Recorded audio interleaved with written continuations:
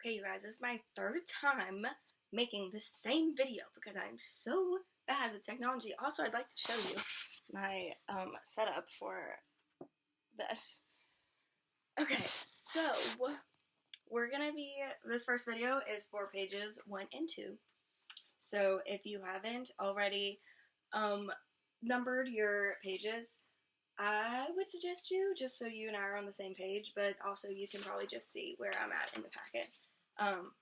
So the first time I made this video, it was like 30 minutes long, and I was like, this is excessive. YouTube wouldn't even let me upload it. It was so long. So I'm going to do better about being more like general about the topics here, and just giving you the information that I think you need in order to answer these specific questions, rather than going through every question with you, although I would like to do that. So first, it is discussing these 4 different functions, and later in the packet we'll get 4 different ones. So at the top here, it wants you to do a sketch and talk about the parent function of each of the functions. So the parent function is pretty much just the equation of that graph in its most raw form, no transformations or anything. So I'm going to go ahead and sketch them and write up the parent function just so we're all on the same page going through this packet. So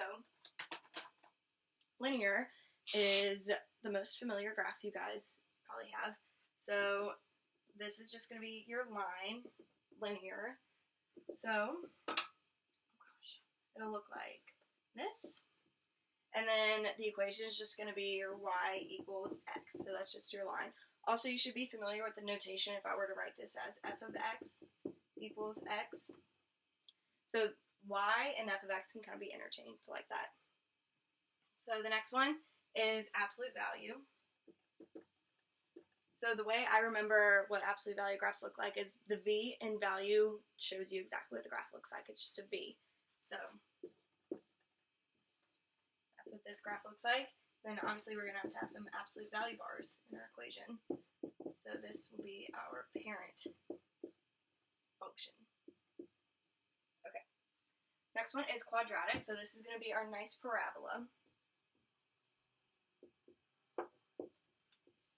Okay, and then the parent function will be our y equals x squared, or f of x equals x squared.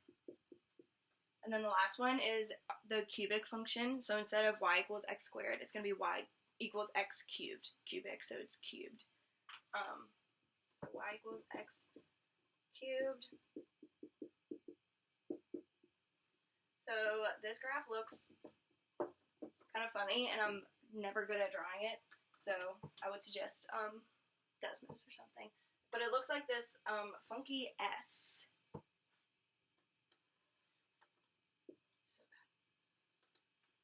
Something like that is the general figure.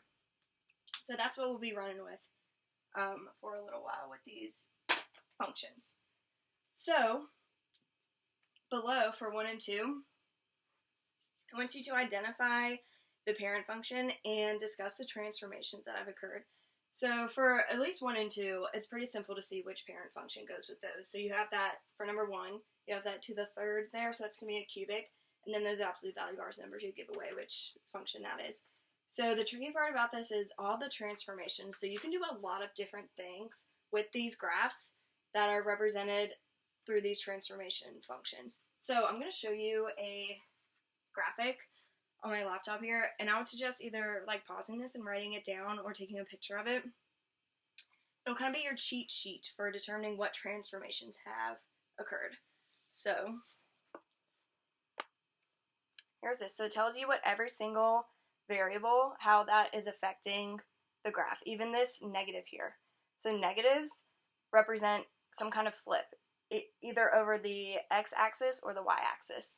So this y equals the f(x) here, so that is just representing the function that you're dealing with, so that this is a very general formula. So it could be, the f of x could be x squared or x to the third. So that f isn't like a variable that's affecting the graph in some way.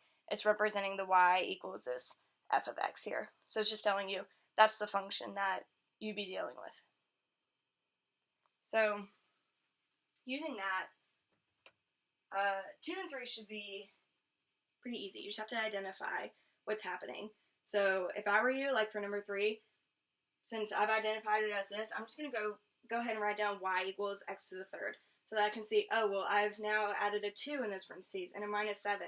And I'm multiplying by a negative 3. So you can see everything that's occurring. Also, I would suggest Desmos or any kind of like graphing resource to see like visually those transformations occurring.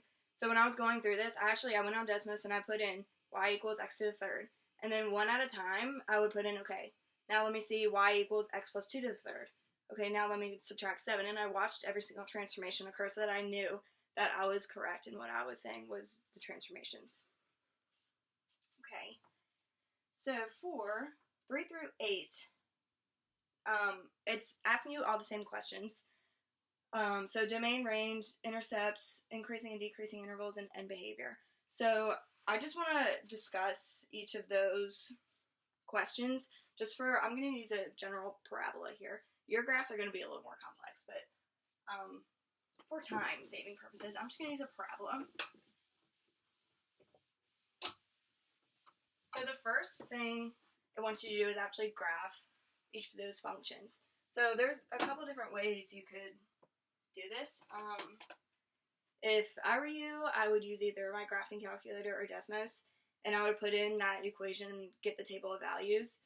Or else you could just plug in different x values and then do the math really quickly. It won't be that hard to get your y values and get some coordinate points to sketch your graph.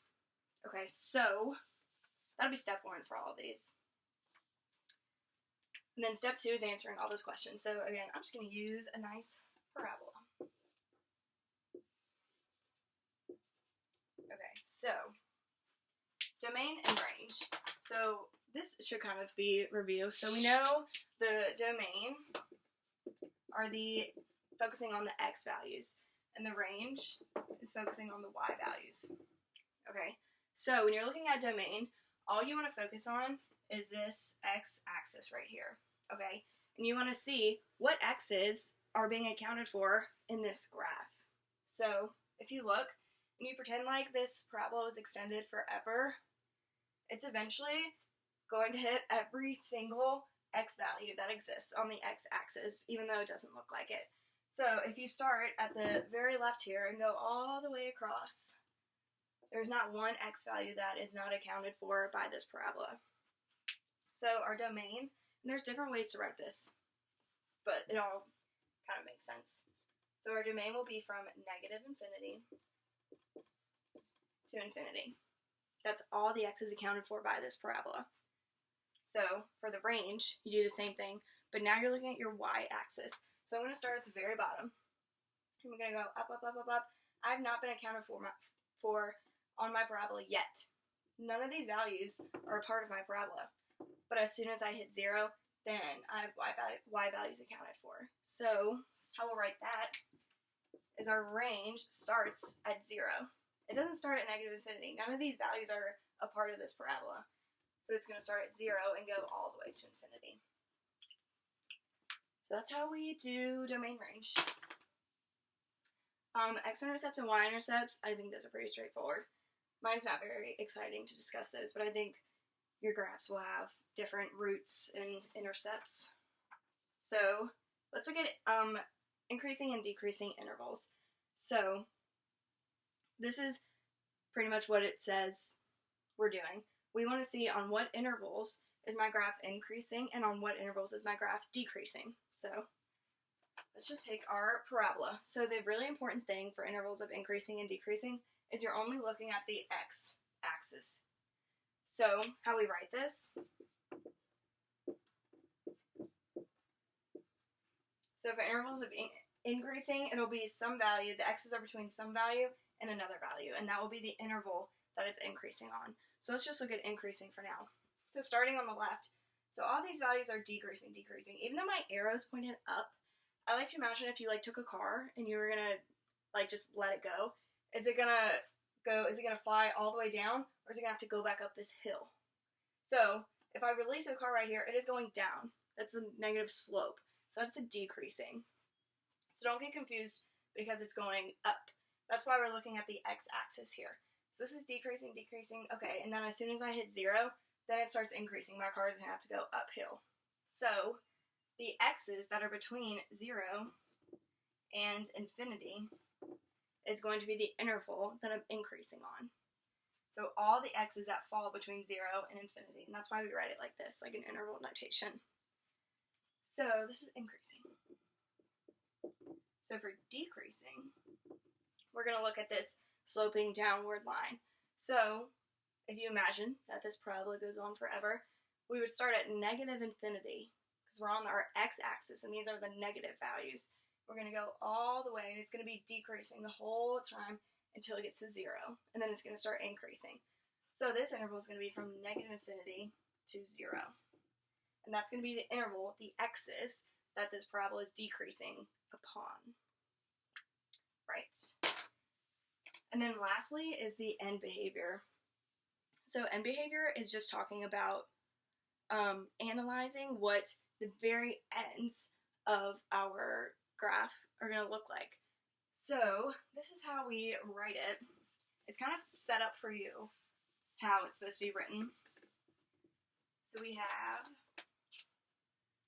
it as x f of x, and then it has that 2 times, because what we're looking at here is as the x values go to positive infinity, what are my y values doing? And then as my x values are going to negative infinity,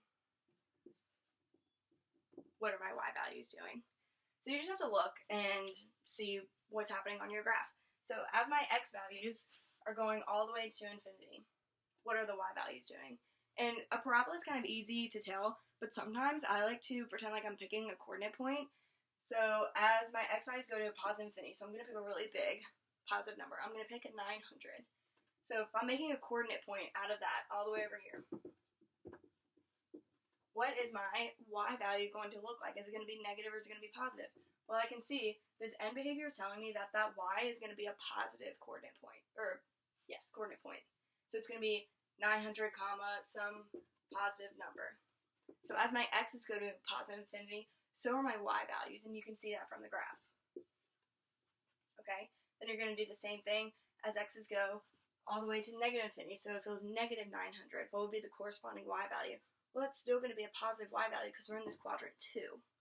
So as my x's go all the way to negative, my positives or my y's are still positive going up this way. So as my x's go to negative infinity, my y's are going to positive infinity. And you can put pluses here. That makes it more clear. Okay, so that's all you'll be doing for 1 through 8 on pages 1 and 2. So if you have any other questions, let us know.